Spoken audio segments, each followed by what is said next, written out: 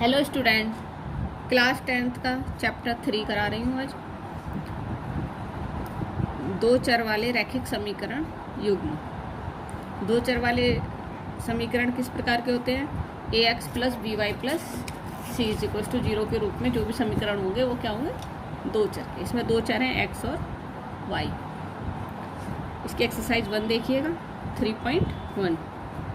Exercise 3.1 first question है, आफताब अपनी पुत्री से कहता है 7 वर्ष पूर्व मैं तुमसे 7 गुनी आयु का था, अब से 3 वर्ष बाद मैं तुमसे 3 गुनी आयु का रह जाऊंगा।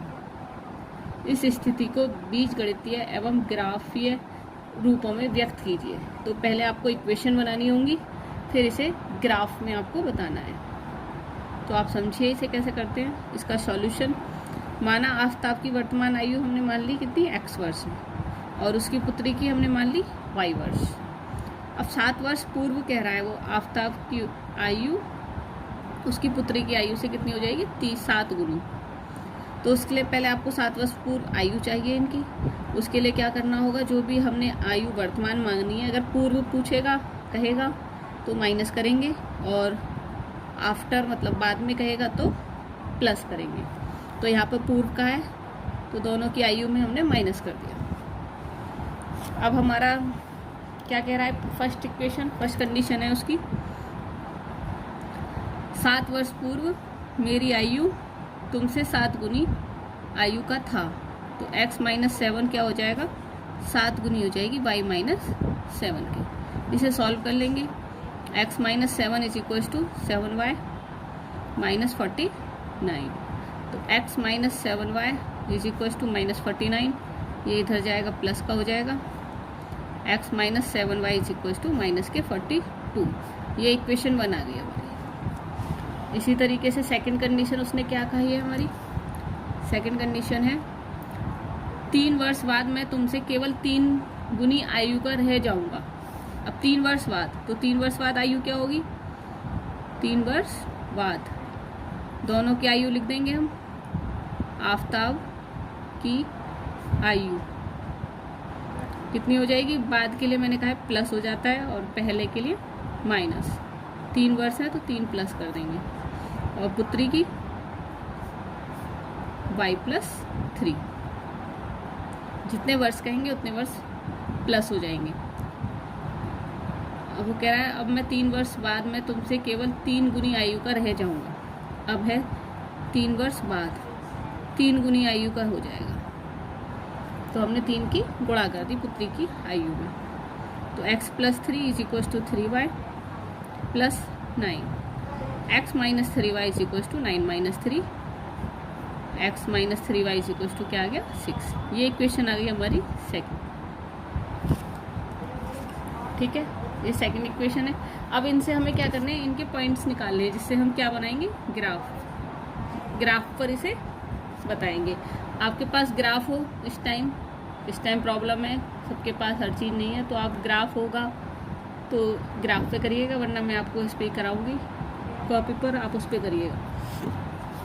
सबसे पहले हमें इनके पॉइंट्स निकालने हैं। तो कंडीशन है हमारी, दोनों कंडीशन लिख लेंगे हम। x minus 7y is equal to minus 42। इसके लिए हमारा पॉइंट्स कौन कौन से हो सकते हैं ये आपको देखने हैं, या सॉल्व करके देख लीजिएगा। जैसे x है, ये y है। अब हम x is equal to 2-3 point निकाल लेते हैं। अब हमने यहाँ पर x इज इक्वल टू मान लो कितना रखना है? हमें 42 करना है। तो x इज इक्वल टू अगर हमने माइनस 7 रखा तो 5 और 7 42 हो जाएगा। तो y इज इक्वल टू 5 रखेंगे। ठीक है, दूसरा रखिएगा 42 लाना है, तो x इज इक्वल टू 0 रख देते हैं और 6 कर देते हैं y इज इक्वल टू। अब 7 7 जा 49, 7, तो यहाँ पर रखेंगे 7 और यहाँ पर रखेंगे 7। एक बार पॉइंट और देख लीजिए। x is equal to minus 7 रखा और 5 रखा, y is equal to minus के 42 हो गया। इस तरीके से रख कर हम देख लेंगे और इनके पॉइंट्स निकल जाएंगे। या आप इन्हें इक्वेशन में सॉल्व करें, x is equal to 7y minus 42 करके x बराबर y बराबर रख के देखेंगे तो x का मान निकल कर आएगा।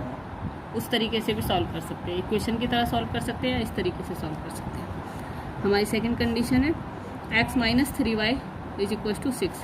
इसके भी हम पॉइंट्स निकालेंगे इसी तरीके से।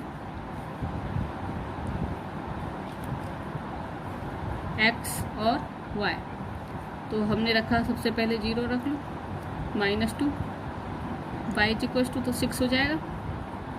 -3 रखा x, 3 3 जा 9 तो -3 हो जाएगा y इज इक्वल टू भी। यहाँ 6 रखेंगे तो यहाँ 0 हो जाएगा। इस तरीके से हमारे 3 पॉइंट्स निकल कर आए। ठीक है, हम पॉइंट्स निकालेंगे पहले। तो स्टूडेंट देखिए, अगर आपके पास ग्राफ कॉपी हो तो उसमें बनाइएगा, नहीं है तो इस तरीके से बना सकते हैं हम इस टाइम। इसे x माना, इसे XS, ये y और ये y डैश।